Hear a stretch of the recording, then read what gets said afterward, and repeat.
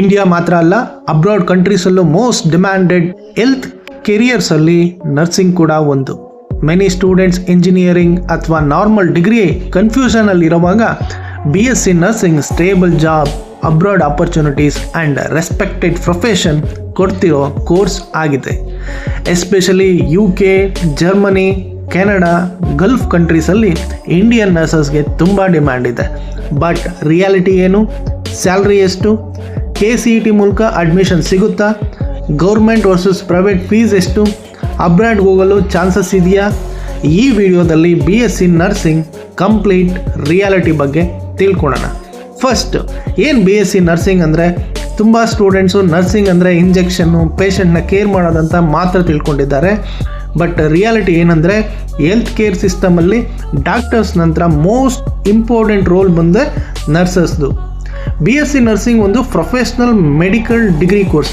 ಈ ಕೋರ್ಸ್ನಲ್ಲಿ students patient ಯಾವ ಥರ ಕೇರ್ ಮಾಡಬೇಕು, ICU ಹ್ಯಾಂಡ್ಲ್ ಯಾವ ಥರ ಮಾಡಬೇಕು, ಎಮರ್ಜೆನ್ಸಿ ಕೇರ್ ಯಾವ ಥರ ಮಾಡಬೇಕು, ಆಪ್ರೇಷನ್ ಥಿಯೇಟ್ರಿಗೆ ಯಾವ ಥರ ಸಪೋರ್ಟ್ ಮಾಡಬೇಕು, ಕಮ್ಯುನಿಟಿ ಹೆಲ್ತ್ ಕೇರ್ ಯಾವ ಥರ ಇರುತ್ತೆ, ಕ್ಲಿನಿಕಲ್ ಟ್ರೈನಿಂಗ್ ಇರುತ್ತೆ, ಹಾಸ್ಪಿಟಲ್ ಮ್ಯಾನೇಜ್ಮೆಂಟ್ ಬೇಸಿಸ್, ಇವುಗಳನ್ನ ಪ್ರಾಕ್ಟೀಸ್ ಮತ್ತು ಥಿಯರಿಟಿಕಲ್ ಆಗಿ ಟ್ರೈನಿಂಗ್ ತೊಗೊತಾರೆ.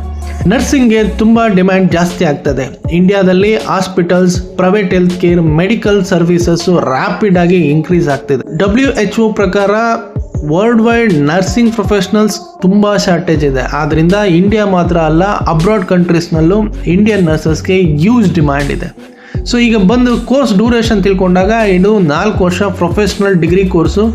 ಕ್ಲಾಸ್ ರೂಮ್ ರನ್ನಿಂಗ್ ಜೊತೆ ಹಾಸ್ಪಿಟಲಲ್ಲೂ ಪ್ರಾಕ್ಟೀಸ್ ಕೂಡ ಇರುತ್ತೆ. ಕ್ಲಿನಿಕಲ್ ಎಕ್ಸ್ಪೋಜರ್ ಈ ಕೋರ್ಸ್ನಲ್ಲಿ ತುಂಬ ಇಂಪಾರ್ಟೆಂಟು. ಸೊ ನೀವು ಕೋರ್ಸ್ ಕಲಿತಾನೆ ಹಾಸ್ಪಿಟಲ್ಗೂ ವಿಸಿಟ್ ಮಾಡ್ತಾ ಇರ್ತೀರಿ. ಈ ಕೋರ್ಸ್ ಮಾಡಬೇಕಂದ್ರೆ ಏನು ಎಲಿಜಿಬಿಲಿಟಿ? ಯೂಶಲಿ BSc ಜರ್ನಿಂಗ್ ಮಾಡಬೇಕಂದ್ರೆ ನಿಮ್ಮದು PCB ಕಂಪಲ್ಸರಿ ಇರಬೇಕು. ಫಿಸಿಕ್ಸು, ಕೆಮಿಸ್ಟ್ರಿ ಓದಲೇಬೇಕು, is mandatory. English subject mandatory in many colleges. So ಇದು ಯಾಕಂದರೆ ಇಂಗ್ಲೀಷ್ ಕೋರ್ಸಲ್ಲೇ ಇಂಗ್ಲೀಷ್ ಲ್ಯಾಂಗ್ವೇಜಲ್ಲೇ ಇರುತ್ತೆ ಟೀಚಿಂಗ್ ಎಲ್ಲ. ಸೊ ಇಂಗ್ಲೀಷ್ ಮ್ಯಾಂಡೇಟ್ರಿ ಇರುತ್ತೆ. ನಿಮ್ಗೇನಾದರೂ 45ರಿಂದ 50% ಮಿನಿಮಮ್ ಪರ್ಸೆಂಟೇಜ್ ಬಂದಿರಲೇಬೇಕು PCM. ಅಲ್ಲಿ ಮಿನಿಮಮ್ ಏಜು 17 ವರ್ಷ ಆಗಿರಬೇಕು. ಕರ್ನಾಟಕದಲ್ಲಿ ಮೆನಿ ಕಾಲೇಜಸ್ಸು KCET ಕೌನ್ಸಿಲಿಂಗ್ ಮುಖಾಂತರನೇ ಸೀಟ್ ಕೊಡ್ತಾರೆ. ಸಮ್ ಇನ್ಸ್ಟಿಟ್ಯೂಟ್ಸ್ ಏನು ಮಾಡ್ತಾರೆ, ಮೆರಿಟ್ ಬೇಸಿಸಲ್ಲೂ ಅಡ್ಮಿಷನ್ ಕೊಡ್ತಾರೆ. ಏನು ಈ ಮೇನ್ ಸಬ್ಜೆಕ್ಟ್ಸ್ ಈ ಕೋರ್ಸಲ್ಲಿ ಓದ್ತೀವಿ ಅಂದರೆ anatomy, psychology, microbiology, medical surgical nursing, community health nursing, child health care nursing, mental health nursing, emergency critical care, nutrition and psychology, clinical and hospital training. So ಇದು major subjects ನೀವು ನರ್ಸಿಂಗಲ್ಲಿ ಓದೋದು. Clinical training ಏನಾದರೂ ಇಂಪಾರ್ಟೆಂಟಾ nursing ಮಾಡಬೇಕಂದ್ರೆ? So BSc ನರ್ಸಿಂಗ್ನಲ್ಲಿ practical training ತುಂಬ important. Students ಹಾಸ್ಪಿಟ್ಲಲ್ಲಿ ICU, emergency ward, operation theatre, paediatrician ward, community health ಸೆಂಟರ್ನಲ್ಲಿ practice ಮಾಡ್ತಾ ತುಂಬ ಎಕ್ಸ್ಪೋಜರ್ ಸಿಗುತ್ತೆ. ಸೊ ನೆಕ್ಸ್ಟ್ ಬಂದು ಫೀಸ್ ಡೀಟೇಲ್ಸು. ಎಷ್ಟಿದೆ ಫೀಸು ಅಂದರೆ, ಗೌರ್ಮೆಂಟ್ ನರ್ಸಿಂಗ್ ಕಾಲೇಜಸಲ್ಲಿ ತುಂಬ ಕಡಿಮೆ ಫೀಸ್ ಇರುತ್ತೆ ಕಂಪೇರ್ ಮಾಡಿದ್ರೆ ಪ್ರೈವೇಟ್ ಕಾಲೇಜಸ್ಗೆ. ಸೊ ಪ್ರೈವೇಟ್ ಕಾಲೇಜಸಲ್ಲಿ ಎವ್ರಿ ಇಯರು ವೇರಿ ಆಗ್ತಾ ಇರುತ್ತೆ. ಸೊ ಜನರಲಿ 80ರಿಂದ 3 ಲಕ್ಷದ ತನಕ ಇರುತ್ತೆ. ಸೊ ಮೇನ್ಲಿ ಫೀಸ್ ಡಿಪೆಂಡ್ ಆಗೋದು ಕಾಲೇಜ್ ರೆಪ್ಯುಟೇಷನ್ನು, ಹಾಸ್ಪಿಟಲ್ ಯಾವ ಥರ ಫೆಸಿಲಿಟೀಸ್ ಇದೆ, ಹಾಸ್ಟೆಲ್ ಫೆಸಿಲಿಟಿ ಇದೆಯಾ, ಯಾವ ಸಿಟಿಯಲ್ಲಿ ಲೊಕೇಟ್ ಆಗಿದೆ.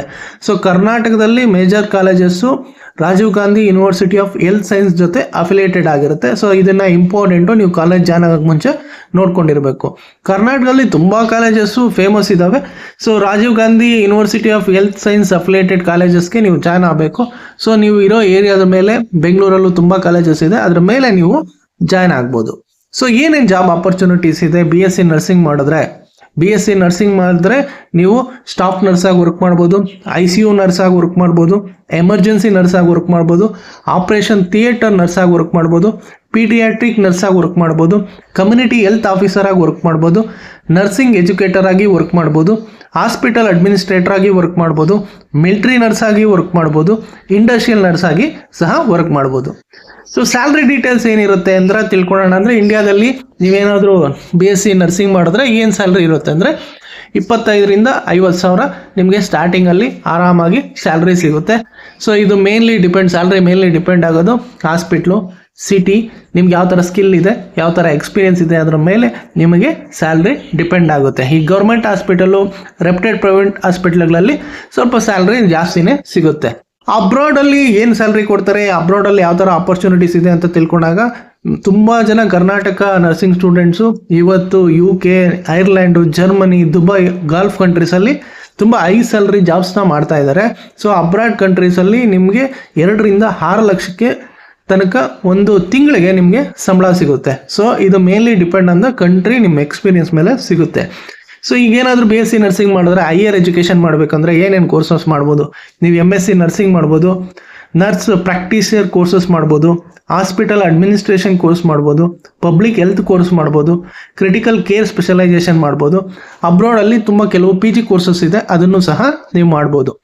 ಸೊ ಇದಕ್ಕೆ ನೀವು ಸೇರೋದಕ್ಕೆ ಮುಂಚೆ ಏನು ನಿಮ್ಮ ರಿಯಾಲಿಟಿ ಅಂದರೆ ಸ್ಟೂಡೆಂಟ್ ಸ್ಯಾಲ್ರಿ ಅಥವಾ ಅಬ್ರಾಡ್ ಆಪರ್ಚುನಿಟಿನೇ ಮಾತ್ರ ನೋಡಿ ನೀವು ನರ್ಸಿಂಗ್ ಸೇರಬಾರ್ದು.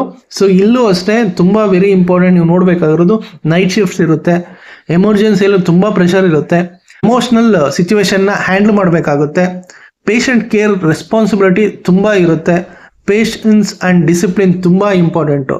ಸೊ ನಿಮಗೆ ಜೆನ್ಯೂನಾಗಿ ಹೆಲ್ತ್ ಕೇರಲ್ಲಿ ಇಂಟ್ರೆಸ್ಟ್ ಇದ್ದರೆ ಮಾತ್ರ ಈ ಕೋರ್ಸ್ಗೆ ಸೇರಿ. ಸೊ ಯಾರ್ಯಾರು ಈ ಕ್ವಾಲಿಟೀಸ್ ಇದ್ದರೆ ಈ ನರ್ಸಿಂಗ್ಗೆ ಸೇರಬೇಕು ಅಂದರೆ ಯಾವಾದ ಮೇಜರ್ ಏನೇನು ಕ್ವಾಲಿಟೀಸು ಅಂದರೆ ನಿಮಗೆ ಹೆಲ್ಪಿಂಗ್ ಮೈಂಡ್ ಸೆಟ್ ಇರಬೇಕು, ಪೇಷನ್ಸ್ ಇರಬೇಕು, ಡಿಸಿಪ್ಲಿನ್ ಇರಬೇಕು, ಹೆಲ್ತ್ ಕೇರ್ ಇಂಟ್ರೆಸ್ಟ್ ಇರಬೇಕು, ಕಮ್ಯುನಿಕೇಷನ್ ಚೆನ್ನಾಗಿರಬೇಕು, ಎಮೋಷ್ನಲಾಗಿ ನೀವು ಸ್ಟ್ರಾಂಗ್ ಆಗಿರಬೇಕು. ಯಾರು ಸೇರಬಾರ್ದು, ಸುಮ್ಮನೆ ಸ್ಯಾಲ್ರಿ ಬೇಕು, ಅಬ್ರಾಡಲ್ಲಿ ಹೋಗ್ಬೇಕು ನಾನು ಅನ್ನೋ ಮೈಂಡ್ ಸೆಟ್ ಇದ್ದರೆ ಈ ಫೀಲ್ಡ್ಗೆ ಖಂಡಿತ ಬರಬೇಡಿ. ಇದು ತುಂಬ ಪೇಷನ್ಸ್ ಕೇಳುತ್ತೆ. ಸೊ ಖಂಡಿತ ಅವಾಯ್ಡ್ ಮಾಡಿ. ಸೊ ಫೈನಲ್ ಆಗಿ ಏನು ಕನ್ಕ್ಲೂಡ್ ಮಾಡ್ಬೋದು ಈ ವಿಡಿಯೋದಲ್ಲಿ ಅಂದರೆ, ಸೊ ಈಗ ಎಲ್ಲ ಜಾಬ್ಸ್ನು ರೀಪ್ಲೇಸ್ ಮಾಡ್ತಾ ಇದೆ. ಸೊ ಯಾವುದಾದ್ರೂ ಒಂದು ಫೀಲ್ಡು ರೀಪ್ಲೇಸ್ ಮಾಡೋಕ್ಕಾಗಲ್ಲ ಅಂದರೆ ಸ್ಟ್ರಾಂಗೆಸ್ಟ್ ಕ್ಯಾರಿಯರಲ್ಲಿ ಹೆಲ್ತ್ ಕೇರ್ ಸೆಕ್ಟ್ರು ಒಂದು. ಸೊ ಹೆಲ್ತ್ ಕೇರು ಡಿಮ್ಯಾಂಡು ಫ್ಯೂಚರಲ್ಲಿ ಇನ್ನೂ ಜಾಸ್ತಿ ಆಗುತ್ತೆ. So stable career, respected profession and abroad opportunity ಬೇಕು ಅಂದರೆ BSc ನರ್ಸಿಂಗು ಫ್ಯೂಚರ್ನಲ್ಲಿ ವೆರಿ ಪವರ್ಫುಲ್ ಆಪ್ಷನ್ ಆಗ್ಬೋದು. ಎಸ್ಪೆಷಲಿ ನೀವೇನಾದರೂ PCB ಸ್ಟೂಡೆಂಟ್ಸ್ ಆಗಿದ್ದರೆ this is the one of the strongest professional health care career after your 12th. ನಿಮಗೆ ಇನ್ನೂ ಏನಾದರೂ ಡೀಟೇಲ್ಸ್ ಬೇಕಾದರೆ, ಸೊ ಕಾಲೇಜಸ್ ಬಗ್ಗೆ ಹೆಚ್ಚಿನ ಮಾಹಿತಿ ಬೇಕಾದರೆ ಖಂಡಿತ ಕಮೆಂಟ್ ಬಾಕ್ಸಲ್ಲಿ ಕಮೆಂಟ್ ಮಾಡಿ. ಖಂಡಿತ ನೆಕ್ಸ್ಟ್ ವಿಡಿಯೋದಲ್ಲಿ ನಿಮ್ಮ ಡೌಟ್ಸ್ನೆಲ್ಲ ಕ್ಲಿಯರ್ ಮಾಡಿ ಒಂದು ವಿಡಿಯೋ ಮಾಡ್ತೀನಿ. ಸೊ ನಿಮ್ಗೆ ಏನೇ ಡೌಟ್ಸ್ ಇದ್ದರೂ ಮೆಸೇಜ್ ಮಾಡಿ, ನಾನು ಖಂಡಿತ ರೆಸ್ಪಾಂಡ್ ಮಾಡ್ತೀನಿ. Thank you.